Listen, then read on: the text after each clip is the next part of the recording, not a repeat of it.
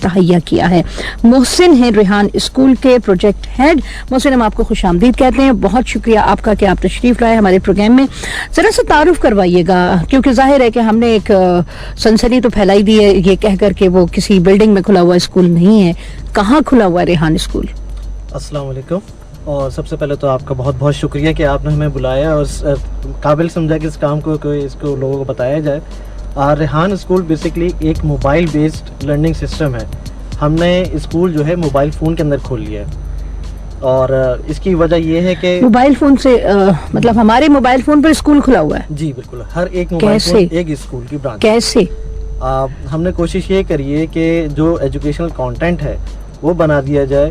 اور اس کی basic history یہ ہے کہ ہمارا تعلق کیونکہ سپر ٹیک فاؤنڈیشن سے ہے, جو کہ ایک فاؤنڈیشن تھی, ابھی بھی ہے, اور جو ڈیل کرتی ہے کہ different NGOs technology کو استعمال کرتے ہوئے کس طرح سے اپنے آپ کو ایفیشینٹ بنائے اور افیکٹو بنائے.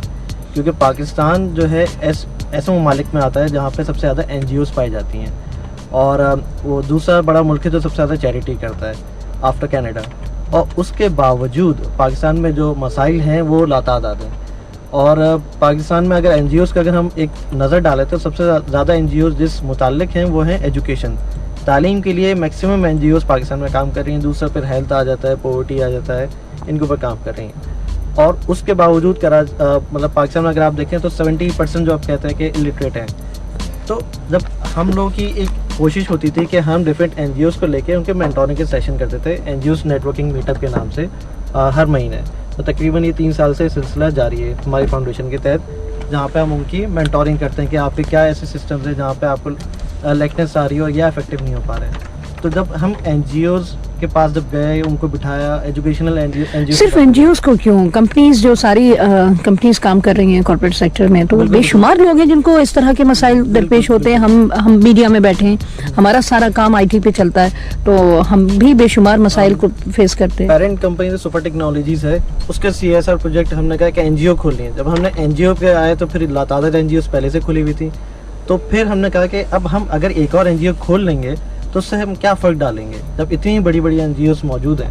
تو پھر ہم نے کہا کہ ہماری ایکسپرٹیز آئی ٹی اور ٹیکنالوجی کے اوپر ہے, تو کیوں نہ ہم وہ اپنی جو ہماری اسٹرینتھ ہے, جو ہمارے مسلز ہیں, وہ ہم ان این جی اوز کو دیں تاکہ وہ جو ہے اپنا آپ کو افیکٹو بنا سکیں اور وہ بڑے لارج پہ پھر وہ امپیکٹ آ سکتا ہے. تو پھر ہم نے ان کی مینٹورنگ اسٹارٹ کری این جی اوز کی, تاکہ وہ جو کمیونٹی لیول پہ اپنے کام کو اسٹرانگ کر سکیں. اچھا, تو میں بات کرتے جب ہم ایجوکیشنل این جی اوز کی جب ہم بیٹھک پہ آئے, ان سے پوچھا کہ ان کے مسائل کیا ہیں. تو ان کے مسائل کچھ ایسے تھے کہ اسکول ہی نہیں ہے, پھر ان کا تھا اسکول ہے تو وہ اویلیبل نہیں ہے کسی بھی صورت, کسی اور جگہ پہ مصروف ہے, اور اگر اسکول بھی ہے اور اویلیبل بھی ہے تو ٹیچرز نہیں ہیں. اگر ٹیچرز بھی ہیں تو پڑھانے والا کوئی طریقہ کار نہیں ہے, کوئی کریکولم نہیں ہے, پھر کوالٹی ایجوکیشن نہیں ہے, ایک جیسی ایجوکیشن نہیں ہے. کوئی بہت ہائی لیول اسکول پہ پڑھ رہا ہے اور ایک بالکل ہی جو ہے وہ لو لیول پہ پڑھ رہا ہے کہ مثالیں بھی غلط دی جا رہی ہیں, پڑھائی بھی غلط جا رہا ہے. تو یہ سارے مسائل تھے. اور جب این جی او سے بات کریں کہ آپ اس میں کیا رول پلے کرتے ہیں, کہتے ہیں ہمیں فنڈ دیں تاکہ ہم اسکول کھولیں, ہم ٹیچرز ہائر کریں. تو تب بھی یہ مسائل رہتے ہیں کہ کوالٹی ایجوکیشن اور جو کانٹینٹ صحیح ہو, جو لوگوں تک پہنچ سکے. ٹرانسپیرنسی کے مسائل بھی آتے ہیں, سب آتے ہیں. جی, تو پھر جب ہم نے یہ 3 سال تک تھوڑا سا سلسلہ کرا تو ہمیں پھر آئیڈیا ہے کہ وائی ناٹ ہم ایسا ٹرانسپیرنٹ سسٹم لائیں جو کہ فنڈس کی جس میں ضرورت نہ ہو. زیادہ سے زیادہ جو 3 کروڑ 2 کروڑ بلڈنگ کے لیے اسٹیٹ آف آرٹ بلڈنگ چاہیے ہوتی ہے, اصل مقصد ہمارا ایجوکیشن ڈیلیور کرنا. آئیڈیا کس کا ہے یہ آئیڈیا سر ریحان اللہ والا کا ہے. اور سر ریحان اللہ والا نے پھر یہ, کیونکہ وہ ڈفرینٹ کنٹریز گھومتے ہیں, دیکھتے ہیں کیا ترقیاں ہو رہی ہیں ڈفرینٹ ممالک میں, پھر انہوں نے لانچ کرا کہ ہم موبائل فون کے اوپر اسکول کو لے کے آئیں گے. یہ پاکستان کے علاوہ بھی کہیں پر ہو رہا ہے؟ پاکستان کے علاوہ اس کی ڈیمانڈ بہت زیادہ آ رہی ہے. وہ کہہ رہے ہیں کہ ہمارے ملک میں ہے, اس کو اسٹارٹ کروائیں. مطلب یہ ریحان کا اپنا اوریجنل جینوئن ان کا بالکل ان کا جینوئن آئیڈیا ہے, اور وہ ڈفرینٹ ممالک ان کو بلاتے ہیں اپنے یہاں کانفرنسز میں, ورک شاپس میں, اور وہ چاہتے ہیں کہ وہاں پہ موبائل اسکول یہ لانچ ہو جائے. ریسنٹ ملیشیا سے بھی وہ آئی ہے کہ انہوں نے ایوارڈ بھی دیا ہے ان کو کہ بیسٹ ایجوکیشنل انوویشن ہے یہ, اور دنیا بھر میں سے یہ پاکستان میں یہ ریحان اسکول نے یہ پروجیکٹ کو اس کا ایوارڈ جیتا. تو इसका मकसद ये जनाब है, बड़ी बात है, इस पर तो क्लैपिंग होनी चाहिए मेरे ख्याल में, जहाँ जहाँ आप हमें सुन रहे हैं।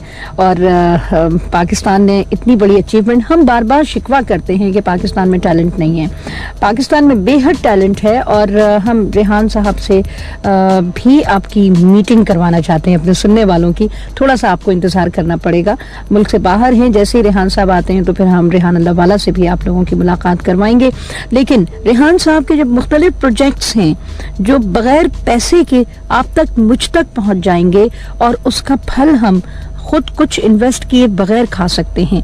ये एक बहुत बड़ी, बहुत ही मुनफरिद बात है कि रेहान कुछ चार्ज नहीं कर रहे, मुझसे कुछ मांग नहीं रहे, आपसे कुछ नहीं मांग रहे, दे रहे हैं सिर्फ। हमारे यहाँ ये कल्चर नहीं होता। तालीम के लिए, जैसे कि आप मोहसिन से भी सुन रहे हैं, और हम सब का तजुर्बा यही है कि हम अपने बच्चों की फीस देने जाते हैं तो हम बेहद परेशान होते हैं। बहुत भारी भरकम फीसें हैं, और घर में एक से ज़्यादा आपके बच्चे हैं तो 30-40 हज़ार का खर्चा तो सिर्फ बच्चों की फीसों का आ जाता है। और लेकिन वो घराने जो अफोर्ड ही नहीं करते, जिनके यहाँ इसका कोई सिस्टम ही नहीं है, जो अपने बच्चों को स्कूल नहीं भेज पाते और उनके बच्चे स्कूल में नहीं पढ़ पाते, या आपकी उम्र गुजर चुकी है, आप कहीं जॉब करते हैं, आपको घर के लिए कमा के लाना है, तो क्या करें? कैसे कमाएं, कैसे खाएंगे, क्या करेंगे, और फिर पढ़ाई का वक्त कैसे निकालें? एक दलील आपको हर तरफ से मिलती है कि साहब कमाने जाएं या ये दूसरी सरगर्मियां करें। उसका जवाब दिया है रेहान अल्लाह वाला ने। कैसे आप अपने घर के लिए अर्निंग करते हुए भी ये काम कर सकते हैं, और दिन रात के किसी भी हिस्से में जब आपके पास 10 मिनट हो, जब आपके पास आधा घंटा हो, आप उसको विजिट कर सकते हैं और उस पर काम कर सकते हैं।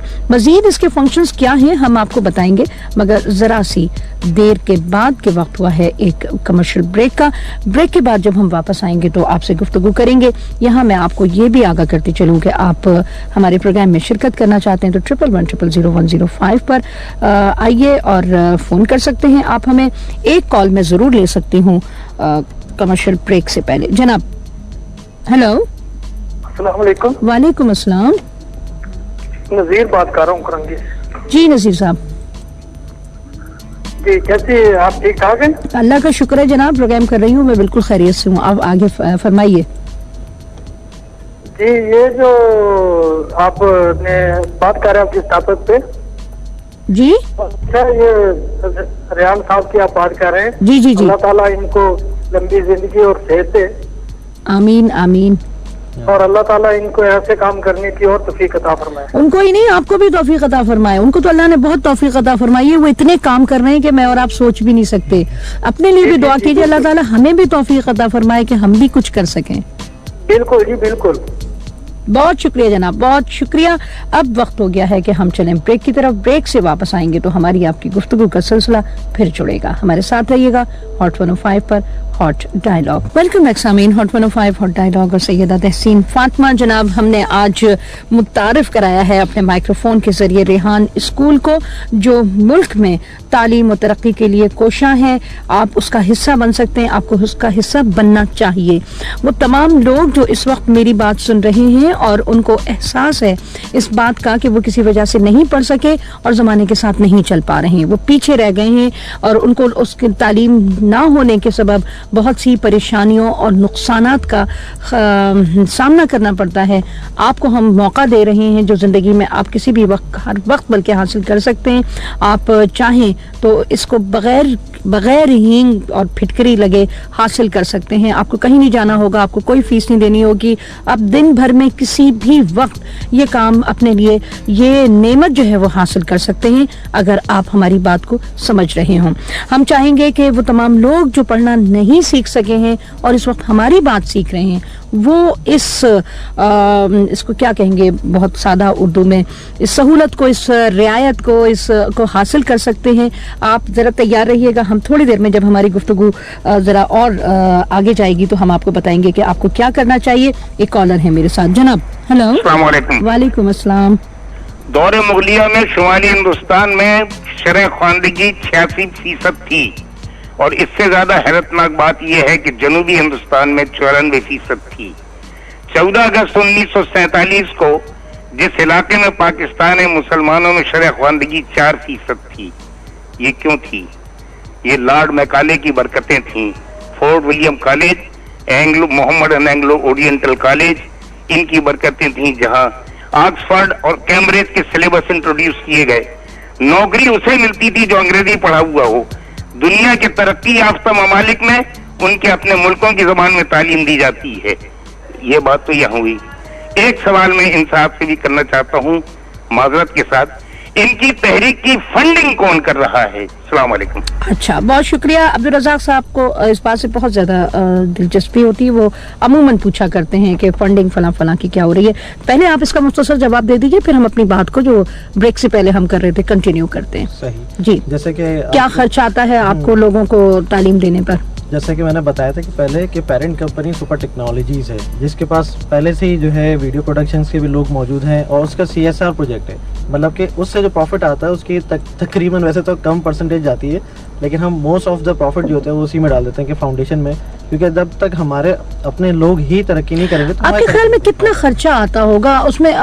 जब हम, चलिए इसको हम अभी थोड़ी देर के लिए छोड़ते हैं और फिर बताते हैं लोगों को कि ये है क्या तरीका, उसके ऊपर कितना खर्च होने के इम्कानात होते हैं, आपका कितना खर्च आता है, उस पर आपकी फिजिबिलिटी क्या होती है, ये सारी बातें हम थोड़ी देर में करते हैं। लेकिन शुकूक और शुभों के बजाय मुझे जिस बात की ज्यादा खुशी है वो ये कि कुछ लोग इस बात के लिए कोशा हैं कि वो फ्री ऑफ कॉस्ट पाकिस्तान के गैर तालीम याफ्ता तबके को तालीम से रूशनास करा सके। मेरे लिए ये ज्यादा बड़ी बात है और उसमें किसी का कुछ नहीं जा रहा।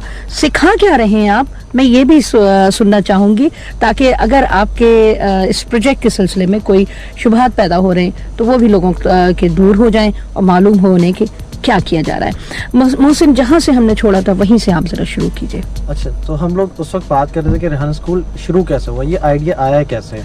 तो अब डिफरेंट एनजीओ के साथ हम लोग काम कर रहे थे, और हमारे ऑफिस का प्रोसीजर ये है कि जब भी कोई हायर होता है हमारे ऑफिस में आता है, शामिल होता है, तो हम उसको वीडियो के थ्रू ट्रेनिंग देते हैं कि अगर आप IT अगर आपकी कमज़ोर है, आपको फेसबुक पर अकाउंट बनाना नहीं आता या आपको कोई ईमेल लिखनी नहीं आती, तो उसकी वीडियो ट्यूटोरियल्स मौजूद होते हैं जो हम उसको दे देते हैं। अच्छा, अब ये जो लॉ है, ये जो कानून है, ये PM से लेके जो चाय वाला भी जो होता है वहाँ से लेके हेड तक यही सिलसिला प्रोसेस चलता है। तो हमारे पास 1-2 केस स्टडीज़ ऐसी आई कि PM को हमने ट्रेनिंग दी, उससे वो सीख लिया, मोबाइल फ़ोन पे वो वीडियो हम डम कर देते हैं क्योंकि जो वीडियो चल सकती है उसके ऊपर, तो वो उसमें बैठा देखता रहता था कि लैपटॉप कैसे ऑपरेट करते हैं। फिर हम PMs को लैपटॉप हमने दे दिया, उसके बाद फिर हमने इंग्लिश का कंटेंट दे दिया, फिर हमने फेसबुक और सोशल मीडिया का कंटेंट दे दिया। तो 4 महीने में उसकी ज़िंदगी चेंज हो गई। वो उसके बाद से वो चाय वाला नहीं रहा, वो फिर हमारा IT के ट्रेनर बन गया।